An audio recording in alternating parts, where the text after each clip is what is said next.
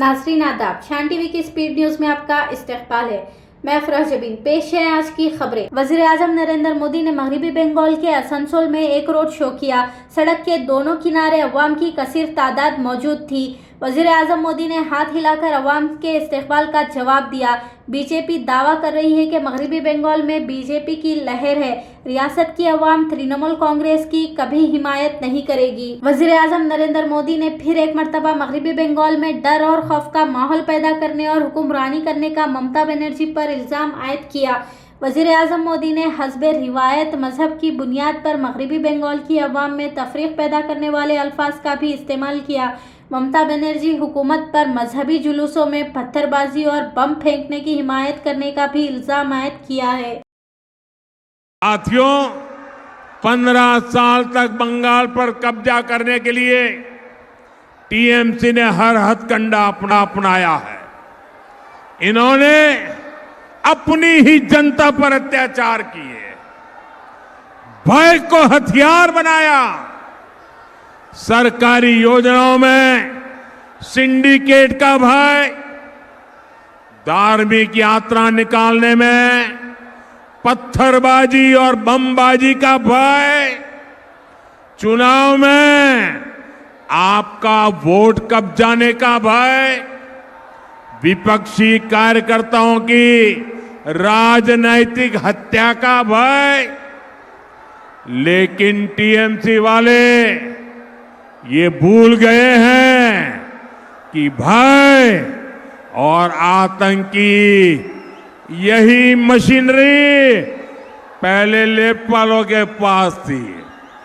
बंगाल की जनता ने लेप के आतंक को भी हराया था और अब वही जनता टीएमसी के भय का भी अंत कर रही है। इसलिए इस चुनाव में टीएमसी का एक भी हथकंडा काम नहीं आ रहा है। ये लोग पूरी तरह बौखलाए हुए हैं। अभी मालदा में जो हुआ, अपनी बौखलाहट में टीएमसी ने बहुत बड़ी भूल कर दी है। ये घटना टीएमसी के इस महाजंगल राज के ताबूत में आखिरी कील साबित हो रही है। इसी बौखलाहट में अब टीएमसी वाले देश के सुरक्षा बलों को, सीआरपीएफ को गाली दे रहे हैं। इसका जवाब बंगाल की देशभक्त जनता दे करके रहेगी। ममता बनर्जी भी मगरबी बंगाल के इंतखाबात में दोबारा जीत हासिल करने के हवाले से पुरुमीद है। रियासत के मुख्तलिफ अजलाओं में ममता बनर्जी के रोड शोज बड़े ही कामयाब दिखाई दे रहे हैं। ममता बनर्जी अवाम से मुलाकातें कर रही है और रोड शोज में शरीक होकर टीएमसी कारकुनों का हौसला बढ़ाने की मुसलसल कोशिश भी कर रही है। मगरबी बंगाल असेंबली इंतखाबात में ममता बनर्जी को बड़े पैमाने पर अवामी हिमायत हासिल होने का टीएमसी दावा भी पेश कर रही है। टीएमसी की जानिब से बीजेपी पर ममता बनर्जी को शिकस्त देने के लिए हर किस्म का हरबा इस्तेमाल करने और साजिशें अंजाम देने के भी इल्ज़ाम लग रहे हैं। इसके बावजूद टीएमसी और ममता बनर्जी मगरबी बंगाल में दोबारा इख्तिदार हासिल करने की बात कर रहे हैं। वज़ीर दाखिला अमित शाह ने फिर एक मरतबा बंगाल इंतखाबात में जीत हासिल करने के लिए दरअंदाजी को अहम मसला करार दिया और कहा कि अगर पूरी अक्सरियत के साथ मगरबी बंगाल में बीजेपी इख्तिदार में आ जाती है तो फिर बंगाल में 3D फार्मूला इस्तेमाल किया जाए, जिससे दरअंदाजों को डिटेक्ट किया जाएगा, फिर उनके नाम डिलीट किए जाएंगे और फिर आखिर में उन्हें डिपोर्ट किया जाएगा।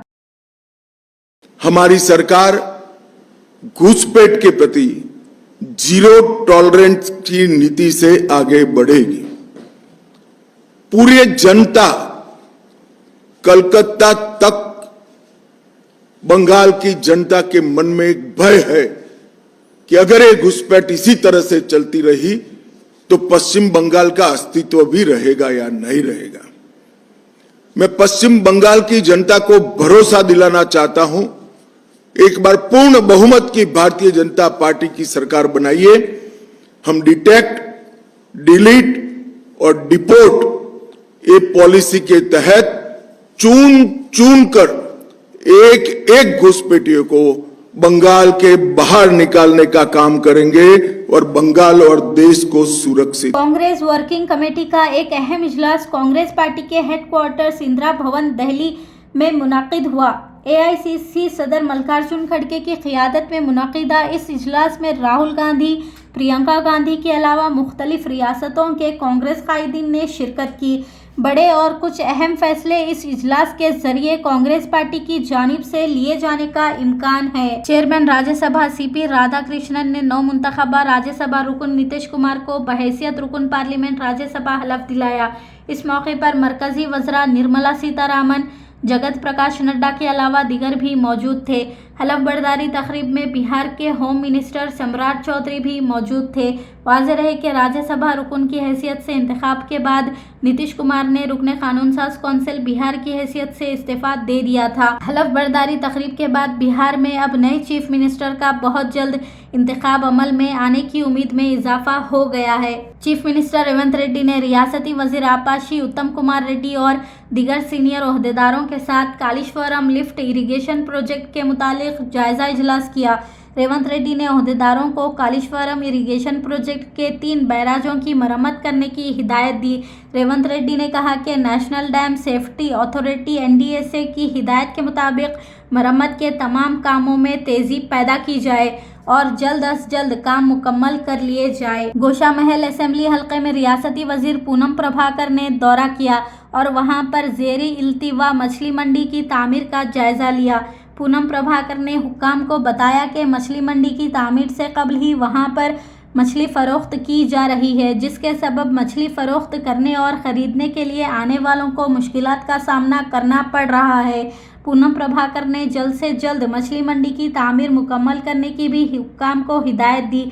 इसके अलावा गोशा महल के मुख्तलिफ इलाकों में सड़कों की तामीर का भी जायज़ा लिया और बल्दी ओहदेदारों को हिदायत दी कि अवाम को तकलीफ़ पहुँचाए बगैर सड़कों की तामीर के अमल को जंगी खतूत पर पूरा किया जाए। इस मौके पर कांग्रेस रुकन पार्लियामेंट राज्यसभा अनिल कुमार यादव और गोशा महल के रुकने असेंबली राजा सिंह भी मौजूद थे। कांग्रेस से इस्तीफा देकर BRS में शमूलियत की दावत को कबूल करने वाले सीनियर लीडर जीवन रेड्डी ने आखिरकार BRS पार्टी के सरबराह के चंद्रशेखर राव से मुलाकात कर ली। KCR ने बड़ी ही गर्मजोशी से जीवन रेड्डी का इस्तकबाल किया।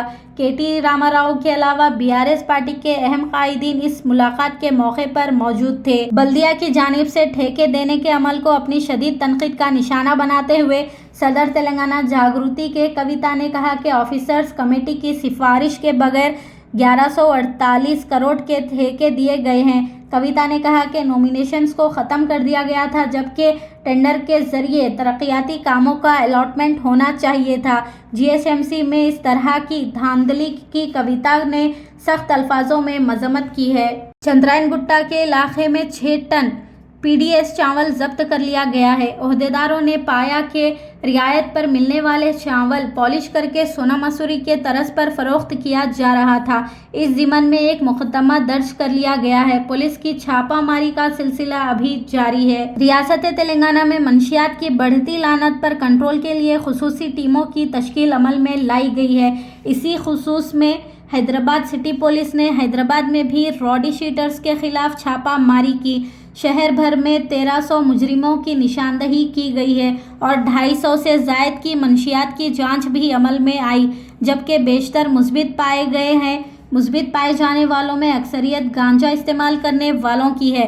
पुलिस मंशियात सप्लाई करने वालों के नेटवर्क का सुराग लगाने के हवाले से तहकीकात कर रही है। शान टीवी की स्पीड न्यूज़ का सिलसिला यहीं पर ख़त्म होता है।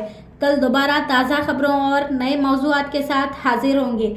अब शान टीवी की सारी टीम को दें इजाज़त। खुदा हाफिज़।